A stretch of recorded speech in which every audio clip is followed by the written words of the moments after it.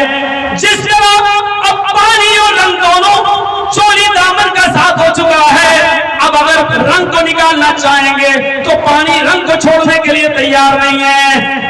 رنگ کو نکالنا چاہیں گے تو پانی رنگ کو چھوڑنے کے لیے تیار نہیں. پانی کو نکالنا چاہیں گے تو رنگ پانی سے الگ ہٹنے کے لیے تیار نہیں ہے. دونوں نے ایک دوسرے کو اپنے اندر ایسا سمو لیا ہے کہ دونوں ایک دوسرے سے الگ ہونے والے نہیں ہیں. اب پانی کو پھینکا جا سکتا ہے, نالی میں بہایا جا سکتا ہے, لیکن رنگ کو پانی سے اور پانی کو رنگ سے الگ نہیں کیا جا سکتا ہے.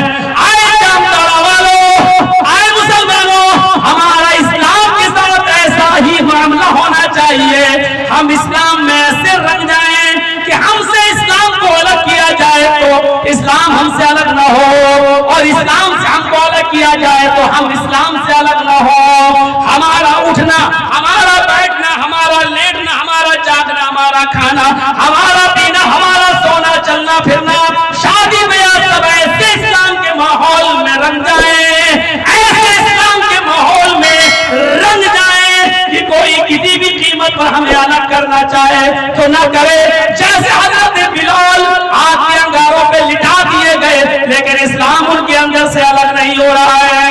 بھاری پتھر ان کے سینے پہ رکھ دیا گیا, لیکن احد احد کے جملے نکل رہے ہیں. جیسے حضرت خبیب سولی میں لٹکا دیا جا رہا ہے, کہا جا رہا ہے کہ آج تک تمہیں بھی اچھا لگ رہا ہوگا کہ تمہاری جگہ پر محمد پھنس جائے اور تمہاری جان بچ جائے. جب آپ کہتے ہیں کہ میں تو اتنا بھی نہیں چاہتا کہ محمد رسول اللہ کے پیر میں کانٹا چبھے اور میری جان بچ جائے. یہ اسلام جیسے سمیہ جس کی اندام نہانی میں شرمگاہ میں نیزہ داخل کر دیا گیا, تو یہ نہیں کہہ رہی اے اللہ میرے زخموں کو بھر دے, اللہ میری اے اللہ مجھے شفا دے. یہ نہیں کہہ رہی ہے. جب ابو جہل نے نیزہ مارا تو کہہ رہی ہے ثبت قدمی علی دینک یا ارحم الراحمین, اے رحم کرنے والے مہربان رب تو مجھے میرے دین کی اوپر ثابت رکھنا. ابو جہل نے جو نیزہ مارا, کہیں اس کی دی ہوئی تکلیفیں مجھ سے میرا دین نہ چھین لیں, کہیں مجھ سے میرا اسلام نہ چھین لیں. نیزہ مارا لیکن اسلام ان کے اندر سے نہیں نکل رہا ہے, دین ان کے اندر سے نہیں نکل رہا ہے. ایسا مزاج ہمارا اور آپ کا اسلام کے ساتھ ہونا چاہیے. ہمارا اٹھنا, بیٹھنا, لیٹنا, سونا, جاگنا, کھانا, پینا سب اسلامی ماحول میں ہو. یہ ہے میرے بھائیوں اسلام, اور اس اسلام کی ضرورت ہے. اور یہ اسلام جب ہماری رگوں میں آ جائے تو کوئی بھی آدمی اس کو ذلیل نہیں کر سکتا ہے, کوئی بھی اس کو بدنام نہیں کر سکتا ہے. میڈیا والے کتنا بھی اسلام کے خلاف ڈیبیٹ کر لیں لیکن وہ کچھ نہیں بگاڑ سکتے, اس لیے کہ ہم اور آپ اگر مضبوط ہو جائیں اور اسلام کو اپنے اندر نافذ کر لیں جیسا کرنا چاہیے. اسلام کے ہر حکم کو فالو کرنا ہے.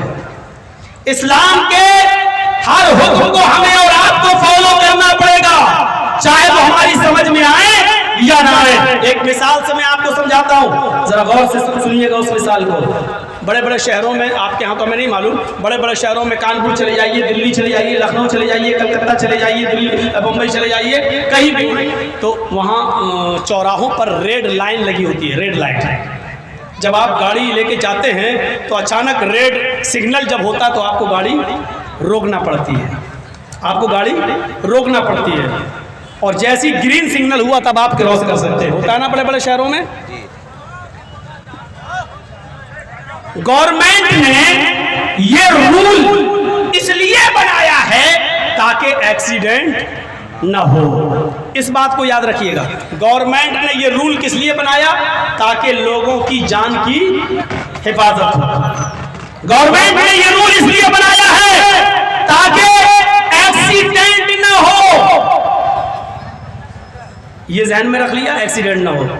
جرجیت صاحب جا رہے ہیں اپنی 4 ویلر سے, ریڈ سگنل دیکھا, گاڑی روک دی, لیکن جرجیت صاحب نے دیکھا ہے نہ سامنے کوئی گاڑی آ رہی ہے, نہ دائیں سے آ رہی ہے, نہ بائیں سے, روڈ بالکل خالی ہے. اور گورنمنٹ نے یہ رول تو اس لیے بنایا ہے تاکہ ایکسیڈنٹ نہ ہو. ایکسیڈنٹ کا تو خطرہ ہی نہیں ہے, ایکسیڈنٹ کا تو اب خطرہ ہی نہیں ہے, تو کیا میں رول کو توڑ سکتا ہوں؟ بھائی ایکسیڈنٹ ہوگا ہی نہیں, ہم کراس کر دیے. اگر وہاں پولیس والا کھڑا ہے تو آپ کو روک لے گا. یہ ریڈ سگنل کیسے توڑا؟ ارے صاحب بھائی آپ نے قانون اسی لیے تو بنایا ہے کہ ایکسیڈنٹ نہ ہو، ایکسیڈنٹ ہو ہی نہیں سکتا ہے صاحب۔ انہوں نے کہا قانون یہ بنا ہوا ہے کہ لال بتی جب تک جلے گی آپ کھڑے رہیں گے، جب ہری گرین سگنل ہوگا تب آپ نکلیں گے۔ آپ نکلے کیوں؟ اور پولیس والے جہاں نہیں ہیں تو آپ اس کو جوڑ دیا ہے آپ کے آدھار کارڈ سے اور بینک اکاؤنٹ سے۔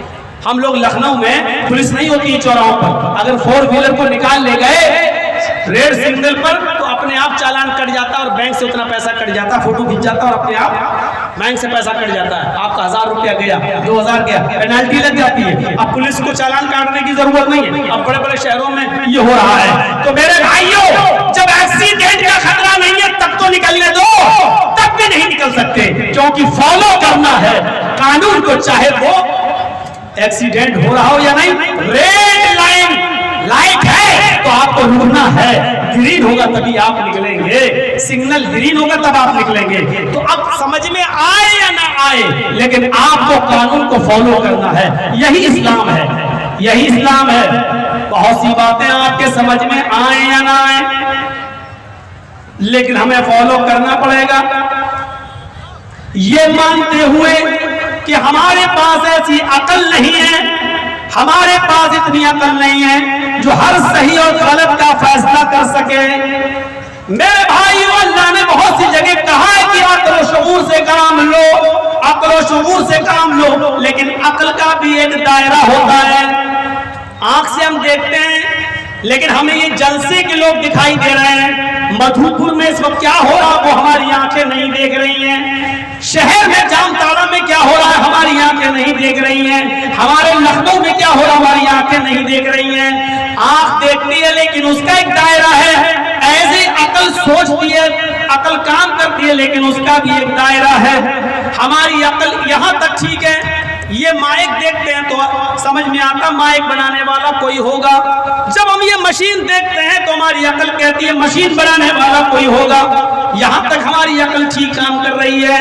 ہماری عقل یہ بھی کہتی ہے کہ ہر چیز کا خالق اللہ ہے، کیونکہ کوئی بھی چیز بغیر پیدا کرنے اور بنانے والے کے نہیں بن سکتی ہے، تو زمین و آسمان بغیر بنانے والے کے کیسے بن جائے گی؟ یہاں تک ہماری عقل جو کام کر رہی ہے وہ ٹھیک ہے، لیکن جہاں ہم نے اپنی عقل سے اس سے آگے کا کام لیا وہیں پر آپ کی عقل غلط جواب دینے لگے گی۔ جیسے ہم کہیں ہر چیز کو اللہ نے پیدا کیا ہے، زمین آسمان انسان ستارے سمندر سیارے پیڑ پودے پہاڑ جنگل سب اللہ نے پیدا کیا۔ جب ہر چیز کو اللہ نے پیدا کیا تو اللہ کو کس نے پیدا کیا؟ نعوذ باللہ۔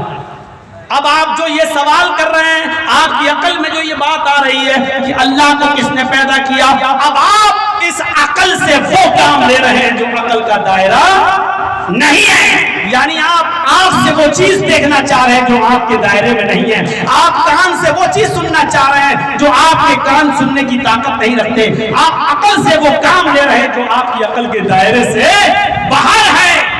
عقل میں عقل وہی چیز کا جواب دے گی جو اس میں فیڈ ہے، جتنی طاقت ہے۔ جیسے کمپیوٹر دیکھا ہے آپ نے نا، کمپیوٹر آپ اس میں دیکھیں گے کتنی سیٹیں خالی ہیں فلائٹ ٹرین میں، آپ کو فوراً بتا دے گا کیونکہ فیڈ ہے۔ آپ دیکھیں گے فلائٹ میں یہاں کتنی سیٹ خالی ہے بتا دے گی، آپ کو سعودی عرب کا تاپمان کتنا ہے بتا دے گی، امریکہ میں کتنا تاپمان ہے بتا دے گا۔ انٹرنیٹ کا زمانہ یہ چیزیں بتا دے گا، جو چیزیں فیڈ ہے کمپیوٹر اس کا جواب دے گا۔ لیکن کمپیوٹر میں آپ یہ ڈالیں کہ ہمارے کتنے رشتہ دار جہنم میں جل رہے ہیں، ڈال کے دیکھیے کمپیوٹر جواب دے گا۔ آپ دیکھیے کہ کتنے لوگ مرنے کے بعد جنت میں گئے، آپ ڈال کے دیکھیے کمپیوٹر اس کا غلط جواب دے گا، اس لیے کہ آپ کمپیوٹر سے وہ سوال کر رہے ہیں جو اس میں فیڈ نہیں ہے۔ کمپیوٹر کے آؤٹ لائن سے آپ بات کر رہے ہیں، اسی طریقے سے آپ یہ سوال کریں اللہ کو کس نے پیدا کیا، تو آپ ایسا ہی آپ کی عقل بھی غلط جواب دے گی، جیسے کمپیوٹر اس بات کا غلط جواب دے گا کہ جہنم میں کتنے لوگ جل رہے ہیں، آپ کے کتنے رشتہ دار ہیں، آپ کے کتنے بھائی بہن ہیں، غلط جواب دے گا۔ جواب تو دے گا، کمپیوٹر خالی نہیں ہوگا، آپ جب دبائیں گے تو جواب دے گا، لیکن وہ غلط جواب دے گا۔ ایسے ہی جب آپ عقل سے یہ سوال کریں گے تو آپ کی عقل غلط جواب دے گی، جواب تو دے گی لیکن غلط جواب دے گی، اور وہی غلط جواب اسلام को तबाह और बर्बाद करता है, वहीं से फिर दूसरा फिरका पैदा होता है। मेरे भाइयों, इसलिए अकल को अल्लाह ने आजाद नहीं छोड़ा। जहां अकल काम करना बंद कर देती है, वहां अल्लाह ने वही इलाही को रखा है, वहां अल्लाह ने जिब्रील को भेजा है, वहां कुरान की जरूरत पड़ती है। अब आप ये सवाल नहीं कर सकते कि एक मर्द को 4 बीवी रखने की इजाजत है, लेकिन एक औरत को 4 मर्द रखने की इजाजत क्यों नहीं? अब आप अकल से वो सवाल कर रहे हैं जो अकल का दायरा नहीं है। चोर का हाथ काट दिया जाता है, जानी को संसार कर दिया जाता है, कातिल को कत्ल कर दिया जाता है। कत्ल के लिए सिर्फ 2 गवाहों की जरूरत है, लेकिन जिना के लिए 4 गवाह की जरूरत है। जबकि कत्ल जिना से बड़ा गुनाह है। जब कत्ल जिना से बड़ा गुनाह है तो 2 गवाह क्यों मांगे गए, और जिना कत्ल से छोटा गुनाह है तो वहां 4 गवाह क्यों मांगे गए? ये आप अकल से वो सवाल कर रहे हैं जो अकल का दायरा नहीं है। आपकी अकल ये बात समझने से काफिर थी, इसीलिए तो अल्लाह ने मोहम्मद रसूलुल्लाह को भेजा है। अब नबी ने जो कह दिया वो मान लो, उसको पर आमन्ना सद्दक़ना कह दो। इसीलिए अल्लाह ताला ने अकल पर इंसान को नहीं छोड़ा। अगर अकल के अंदर सही और गलत के समझने की सलाहियत होती, अगर अकल के अंदर सही और गलत का फैसला करने की सलाहियत होती, तो फिर अल्लाह ताला कुरान को नाजिल नहीं करता, नबी को नहीं भेजता, बल्कि ये कहता तुम्हारी अकल में सही और गलत को समझने की सलाहियत है, तुम्हारी अकल जिसको सही कहे उसको सही मानो, तुम्हारी अकल जिसको गलत कहे उसको गलत मानो, जाओ अपनी अकल के मुताबिक काम करो। लेकिन अल्लाह ने अकल को आजाद नहीं छोड़ा, अल्लाह ताला ने अकल को आजाद नहीं छोड़ा। आज से 900 साल पहले फिरका इस दुनिया में वजूद में आया था जिसका नाम था बातनिया, जिसको करामता भी कहा जाता है। इस करामता का एक बहुत बड़ा लीडर था, उसका नाम था उबैदुल्लाह इब्न हसन कीरवानी। आइए, उबैदुल्लाह इब्न हसन कीरवानी ने देखिए इस अकल का कितना गलत इस्तेमाल किया है। उसने क्या लिखा है अपनी किताब के अंदर? उबैदुल्लाह इब्न हसन कीरवानी ने लिखा है कि लोग कितने बड़े बेवकूफ और पागल हैं कि अपनी बहन की शादी किसी गैर लड़के से, किसी दूसरे इंसान से कर देते हैं, जबकि भाई और बहन एक ही घर में पैदा हुए। बहन भाई के मिजाज को जानती है और भाई बहन के मिजाज को जानता है। बहन जानती है कि भाई गुस्सा हो तो क्या करना है, और भाई जानता है कि बहन को गुस्सा हो तो क्या करना है। भाई घर में और बहन खूबसूरत, लेकिन लोग कितने बेवकूफ हैं, कितने पागल हैं कि अपनी बहन का निकाह किसी दूसरे के साथ कर देता है और दूसरे की बहन को अपने निकाह में ले लेता है। जरा गौर कीजिए, ये उबैदुल्लाह इब्न हसन ने कीरवानी ने कहा था। क्या कहा कि लोग कितने बेवकूफ और पागल हैं कि अपनी बहन का निकाह दो, अपनी खूबसूरत बहन को छोड़ दें, अपने घर का खूबसूरत माल और अपने घर का खूबसूरत असासा, अपने घर की खूबसूरत प्रॉपर्टी, अपने घर का खूबसूरत माहौल में पली हुई ये बहन, इसको दूसरे के हवाले कर दें और दूसरे का कबाड़ खाना अपने लिए उठा लाएं। यानी अपनी कीमती चीज को दूसरे को दे दें और दूसरे की का कबाड़ खाना उठा लाएं। ये उबैदुल्लाह इब्न हसन ने लिखा। और आगे कहता है, बहन अपने भाई का बिस्तर बिछा सकती है, बहन अपने भाई की बीमारी में उसको अपने हाथ से खाना खिला सकती है, बहन अपने भाई के बिस्तर पर उसके साथ बैठ सकती है, बहन अपने भाई के लिए कपड़े धो सकती है, बहन अपने भाई के जख्म को पहुंचकर उस पर पट्टी बांध सकती है, मरहम लगा सकती है। तो बहन अपने भाई के लिए और भाई अपनी बहन के लिए जिस्मानी ताल्लुकात कायम क्यों नहीं कर सकता है? जब सारी चीजें बहन अपने भाई के लिए और भाई अपनी बहन के लिए कर रहा है, तो जिस्मानी ताल्लुकात कायम करने में क्या बुराई है? लोग बेवकूफ हैं जो अपनी बहनों का निकाह दूसरे के साथ कर देते हैं और दूसरों का कबाड़ खाना उठा लाते हैं। ये उसी अकल का नतीजा है। जब उसने आजाद छोड़ दिया अपनी अकल को, तो ये गलत फैसले। अच्छा, एक बात बताइए, अकली तौर पर मुझे बताइए, शरीयत के तौर पर नहीं।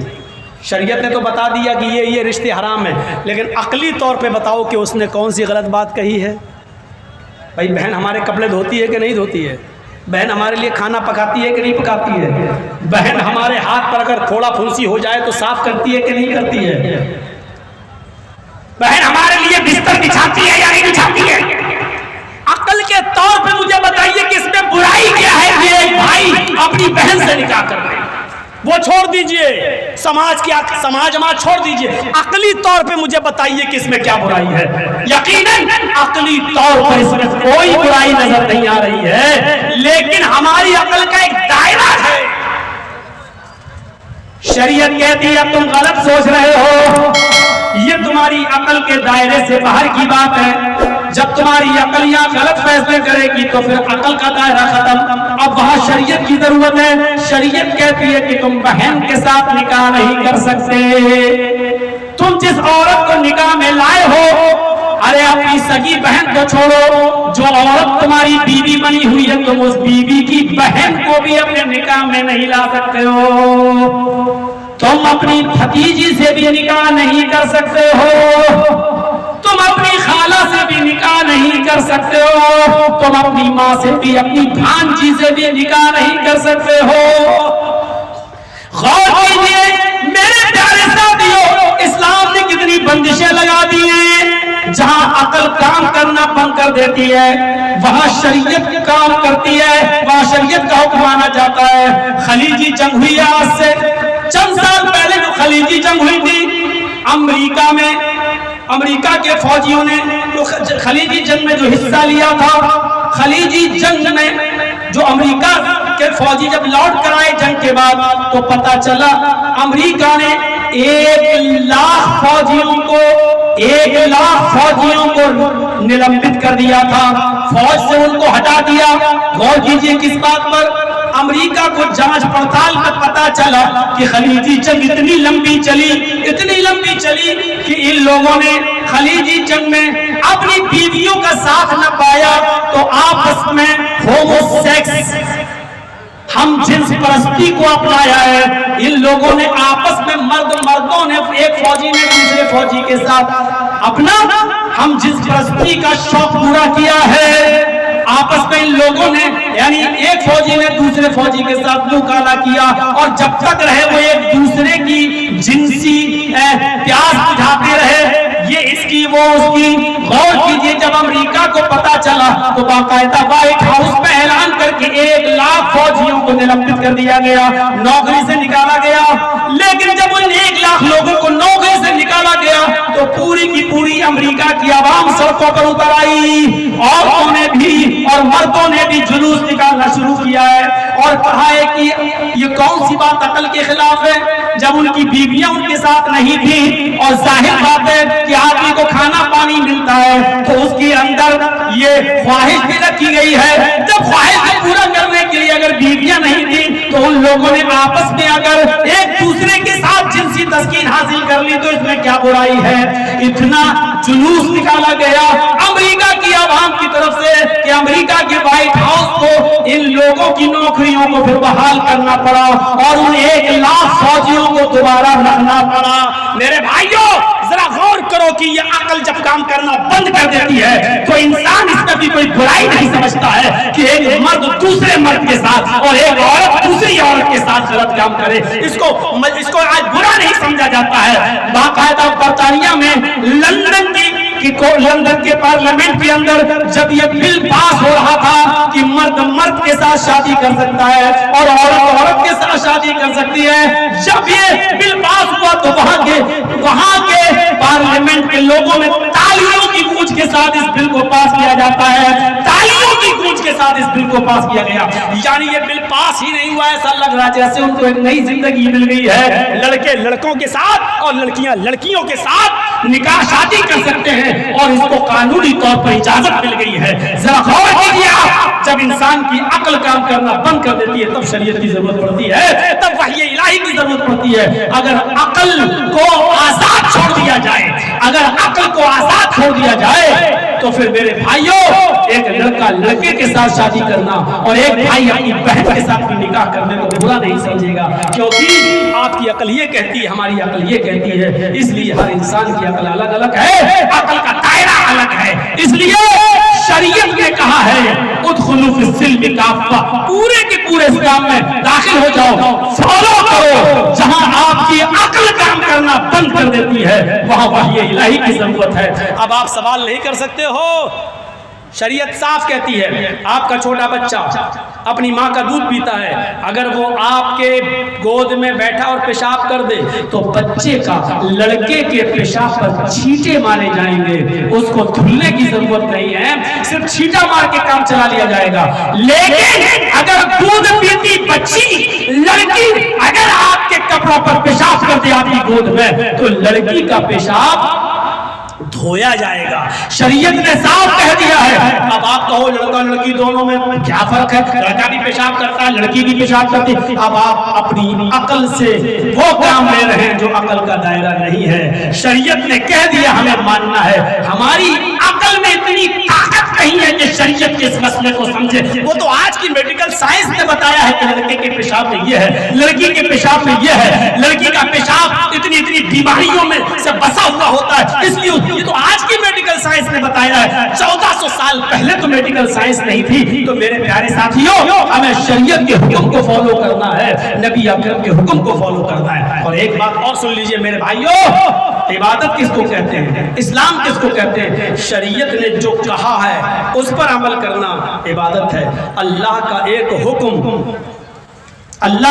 हुक्म किसी चीज को हलाल करता है और अल्लाह का दूसरा हुक्म उसी चीज को हराम कर देता है। नबी का एक हुक्म किसी चीज को हलाल करता है और नबी का दूसरा हुक्म उसी चीज को हराम कर देता है। कभी आपने गौर किया है नमाज पढ़ना क्या है? आप कहेंगे बहुत बड़ी इबादत। नहीं, नमाज को अल्लाह और उसके रसूल के हुक्म के मुताबिक पढ़ना इबादत है। अगर नमाज पढ़ना इबादत होती तो फजर की नमाज के बाद नफिल पढ़ने की इजाजत होती। आप पढ़ते? पढ़ के दिखाइए, गुनाह है। सूरज निकलते वक्त आप नमाज नहीं पढ़ सकते, सूरज गुरूब होते वक्त आप नमाज नहीं पढ़ सकते, असर की नमाज के बाद कोई नफली नमाज आप नहीं पढ़ सकते, ज़वाल के वक्त कोई आप नमाज नहीं पढ़ सकते। पढ़ेंगे तो गुनाहगार होंगे। क्यों साहब, नमाज पढ़ने पर भी गुनाह पड़ेगा? नहीं, अल्लाह और उसके रसूल के हुक्म को न मानने पर गुनाह पड़ेगा। जब बताया तब इबादत करो, जब मना किया तो रुक जाओ। ये इबादत है, ये इबादत है। रोजा रखना इबादत है। अगर रोजा रखना इबादत होता तो ईद के दिन रोजा रख के दिखाओ, बकरीद के दिन रोजा रख के दिखाओ। बकरीद के दिन के बाद भी 3 दिन तक आप और रोजा नहीं रख सकते। 10 तारीख को नहीं रखेंगे, 11, 12 और 13 तारीख की शाम तक आप रोजा नहीं रख सकते। ये खाने पीने के दिन है। अल्लाह के रसूल ने फरमाया इन दिनों में खाओ और पियो। अगर आप इन दिनों में रोजा रखेंगे तो हराम है। देखिए यही रोजा जो बहुत बड़ी इबादत, लेकिन इन दिनों में रखेंगे तो हराम, आपको गुनाह पड़ेगा। पता चला रोजा रखना इबादत नहीं है, रोजा नबी के हुक्म के मुताबिक रखना इबादत है। और रोजे को नबी के हुक्म के मुताबिक न रखना, नबी का हुक्म है मना नहीं रखो तो न रखना इबादत है। अब आप ममनुआ वक्त में ममनुआ दिनों में रखेंगे तो आपको गुनाह पड़ेगा। सुनिए, अल्लाह के नबी ने फरमाया कि मेरी उम्मत के लोग उस वक्त तक भलाई में रहेंगे जब तक वो रोजा इफ्तार करने में जल्दी करेंगे। रोजा भूखा प्यासा रहने का नाम नहीं है। अगर भूखा प्यासा रहने का नाम होता तो मान लीजिए हमारे यहाँ 6 बजे रोजा खोलने का वक्त है, 6 बज गया। अब भूखा प्यासा रहने का नाम अगर रोजा होता, 6 बज गया लेकिन अभी हम 1 घंटा और भूखा रह सकते हैं। जितना ज्यादा भूखा रहेंगे उतना ज्यादा सवाब, जितना ज्यादा प्यासे रहेंगे उतना ज्यादा सवाब। नहीं, अब 6 बजे इफ्तार का टाइम है तो 6:02 मत होने दो। अब आप खाओ, अब जानबूझकर रुकोगे तो वो गलत होगा, बल्कि गुनाह पड़ेगा। इसलिए कि जब नबी ने कहा रुको तो रुक जाओ, जब नबी कह रहे अब खाओ तो खाओ। बल्कि ये यहाँ तक कहा कि जो लोग रोजा इफ्तार करने में जल्दी करेंगे वो खैर पे होंगे। मेरी उम्मत उस वक्त तक खैर पे रहेगी। 2 ही चीजें होती, खैर या शर, खैर या शर। मेरी उम्मत उस वक्त तक खैर पर रहेगी जब तक वो रोजा इफ्तार करने में जल्दी करेगी। अब आप जानबूझकर देर करेंगे तो आप खैर पे नहीं है बल्कि शर पर हैं। अब आपकी अकल नहीं चलेगी। जितना ज्यादा भूखा रहेंगे उतना ज्यादा सवाब। हम 6 बजे नहीं 7 बजे इफ्तार करेंगे। अब 7 बजे इफ्तार करेंगे तो आपको गुनाह पड़ेगा। भूखा रहने का नहीं, نبی کی نافرمانی کرنے کا گناہ پڑے گا۔ اچھا بتائیے بیوی کیا ہے؟ اللہ کے کلمہ کو پڑھ کر آپ نے اس کو اپنے اوپر حلال کیا، کلمۃ اللہ کے ذریعے آپ کی بیوی آپ کے لیے حلال ہو گئی۔ آپ رات میں دن میں کبھی بھی اپنی بیوی کے ساتھ جسمانی تعلقات قائم کر سکتے ہیں، لیکن اللہ تبارک و تعالیٰ نے کہہ دیا اور اس کے نبی نے کہہ دیا کہ روزے کی حالت میں تم اپنی بیوی سے نہیں، اس کے قریب نہیں جا سکتے ہو، مطلب جماع اور صحبت نہیں کر سکتے ہو، اپنی بیوی سے ہم بستر نہیں ہو سکتے ہو۔ نبی کے ایک حکم نے بیوی کو حلال کیا، لیکن نبی اکرم کے دوسرے حکم نے اسی بیوی کو آپ کے اوپر حرام قرار دے دیا۔ اب روزے کی حالت میں اگر تم اپنی بیوی سے جسمانی تعلقات قائم کر لیتے ہو تو وہ پورا کا پورا روزہ آپ کا برباد، وہ پورا کا پورا روزہ ختم۔ اس روزے کو تو پورا کرنا ہی پڑے گا، لیکن اس کے بعد تمہارے اوپر ایک پینالٹی بھی لاگو کر دی جائے گی، ایک سزا بھی تمہیں دے دی جائے گی، پنشمنٹ بھی آپ کو ملے گا، اور وہ پنشمنٹ یہ ملے گا اس روزے کو تو پورا کرنا ہی کرنا ہے۔ اب یہ آپ کی بیوی آپ کے اوپر اس وقت تک حرام رہے گی جب تک کہ تم کو جرمانہ نہیں ادا کر دو گے، جب تک تم کو پینالٹی نہیں دے دو گے، جب تک تم اس کا کفارہ ادا نہیں کر دو گے، وہ پنشمنٹ پورا نہیں بھگت لو گے، وہ سزا پوری نہیں برداشت کر لو گے۔ وہ سزا کیا ہے؟ ایک غلام آزاد کرو۔ غلام تو اب چلتے نہیں ہیں، اس لیے اب دوسری چیز کو اپناؤ، 60 روزے رکھو مسلسل پے در پہ، کنٹینیو ریگولر۔ جب تک 60 روزے پورے کے پورے نہیں رکھ لیتے آپ اپنی بیوی سے صحبت نہیں کر سکتے ہو۔ لیجئے جس روزے کی حالت میں منع کیا تھا تم مل لیے، اب وہی بیوی جو رب کے حکم سے حلال تھی اب وہ حرام، اور حرام بھی ایسی کہ پنشمنٹ اور سزا بھگتنے تک حرام رہے گی۔ 60 روزے مسلسل پے در پہ تمہیں رکھنا پڑیں گے۔